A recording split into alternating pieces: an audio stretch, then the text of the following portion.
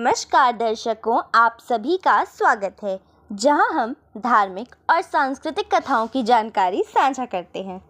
आज हम बात करेंगे रमा एकादशी की, जो कार्तिक मास के कृष्ण पक्ष में आती है। इस वीडियो में हम आपको रमा एकादशी व्रत कथा, पूजा विधि और इस व्रत के महत्व के बारे में विस्तार से बताएंगे। वीडियो को अंत तक ज़रूर देखें और अगर आपको हमारे कंटेंट पसंद आए तो चैनल को सब्सक्राइब करें और बेल आइकन ज़रूर दबाएं ताकि आपको हर नए वीडियो की जानकारी मिल सके। रमा एकादशी पूजा विधि। अब जानते हैं रमा एकादशी व्रत और पूजा विधि के बारे में। व्रत का संकल्प। सुबह स्नान के बाद व्रत का संकल्प लें और भगवान विष्णु की पूजा का संकल्प करें। पूजन सामग्री। भगवान विष्णु की मूर्ति या तस्वीर, तुलसी पत्ता, धूप, दीप, चंदन, फल और फूल रखें। पूजा की विधि। सबसे पहले विष्णु जी को जल अर्पित करें, फिर चंदन, फूल और तुलसी के पत्ते अर्पित करें। विष्णु सहस्रनाम का पाठ करें या ओम नमो भगवते वासुदेवाय मंत्र का जाप करें। व्रत नियम। एकादशी के दिन निराहार व्रत रखें। अगर स्वास्थ्य ठीक ना हो तो फलाहार करें। अगले दिन द्वादशी को ब्राह्मणों को भोजन करवाएं और दान करें। आरती और प्रसाद। अंत में भगवान विष्णु की आरती करें और तुलसी प्रसाद बांटें। रमा एकादशी का महत्व। रमा एकादशी का धार्मिक और आध्यात्मिक दृष्टिकोण से बहुत महत्व है। पापों का नाश। इस व्रत के करने से व्यक्ति के जीवन के किए गए पापों का नाश होता है। मोक्ष की प्राप्ति। मान्यता है कि रमा एकादशी का व्रत करने से व्यक्ति को मोक्ष की प्राप्ति होती है और विष्णु लोक में स्थान मिलता है। धन और समृद्धि। माता लक्ष्मी की कृपा से व्रतधारी के घर में धन और समृद्धि बनी रहती है। शांति और सुख। इस व्रत से व्यक्ति के जीवन में शांति और सुख का वास होता है, इसलिए इसे भक्ति भाव से करना अत्यंत शुभ माना जाता है। रमा एकादशी व्रत कथा। बहुत समय पहले विदर्भ देश में राजा मुचुकुंद राज्य करते थे। राजा एक धर्मपरायण और विष्णु भक्त थे। उनकी प्रजा सुखी और धार्मिक कार्यों में लगी रहती थी। राजा की एक सुंदर कन्या थी जिसका नाम चंद्रभागा था। चंद्रभागा का विवाह राजा चंद्रसेन के पुत्र शोभन के साथ हुआ था। शोभन एक वीर और धर्मात्मा राजकुमार थे, लेकिन उनका स्वास्थ्य कमज़ोर था। राजा मुचुकुंद की प्रजा और परिवार में एकादशी का व्रत बहुत ही श्रद्धा और नियम के साथ रखा जाता था।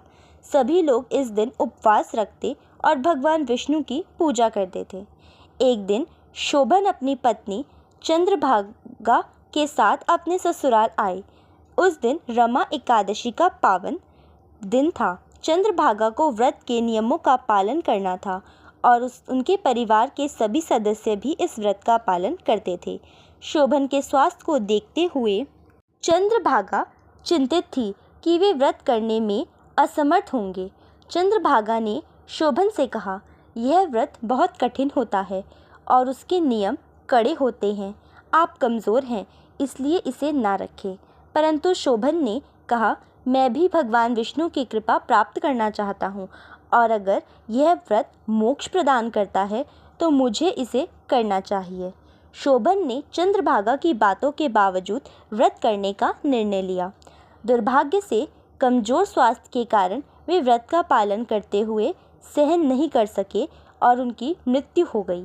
राजा मुचुकुंद और चंद्रभागा को इस घटना का बहुत दुख हुआ, लेकिन धार्मिक नियमों का पालन करते हुए शोभन का अंतिम संस्कार किया गया। शोभन की मृत्यु के बाद उनकी आत्मा यमलोक में ना जाकर एक दिव्य नगरी में पहुंच गई। वहां उन्हें भगवान विष्णु के आशीर्वाद से एक सुंदर और दिव्य शरीर प्राप्त हुआ। वह नगरी किसी स्वर्ग से कम नहीं थी, जहां सभी प्रकार की सुख सुविधाएं थी।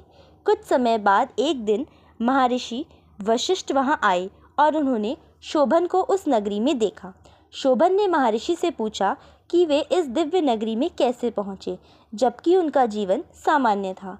तब महर्षि वशिष्ठ ने कहा, यह सब तुम्हारे द्वारा किए गए रमा एकादशी व्रत के कारण हुआ है। तुम्हारी पत्नी चंद्रभागा ने भी तुम्हें पुण्य के द्वारा इस दिव्य स्थान में जगह दिलाई है। महर्षि वशिष्ठ के कहने पर शोभन ने उनसे अनुरोध किया कि वह चंद्रभागा से मिलकर उसे इस सत्य की जानकारी दें। महर्षि वशिष्ठ ने यह बात चंद्रभागा से बताई और उसे शोभन के मोक्ष प्राप्ति के बारे में जानकारी दी। बाद में चंद्रभागा ने अपने पुण्य और तप के बल पर अपने पति शोभन के साथ इस दिव्य नगरी में रहने चली गई। इस प्रकार रमा एकादशी व्रत को मोक्ष प्रदान करने वाला और जीवन में सुख समृद्धि लाने वाला माना जाता है। इस व्रत को करने से व्यक्ति के पापों का नाश होता है और उसे विष्णु लोक में स्थान मिलता है। यह रमा एकादशी व्रत कथा सुनने और व्रत का पालन करने से जीवन में दिव्य कृपा प्राप्त होती है। तो दोस्तों, यह थी रमा एकादशी व्रत कथा, पूजा विधि और महत्व। अगर आपको ये जानकारी उपयोगी लगी हो तो इसे अपने दोस्तों और परिवार के साथ ज़रूर साझा करें। हमारे चैनल को सब्सक्राइब करें और कमेंट बॉक्स में हमें बताएं कि अगली बार आप कौन सी कथा सुनना चाहेंगे। जय श्री हरि, जय लक्ष्मी नारायण।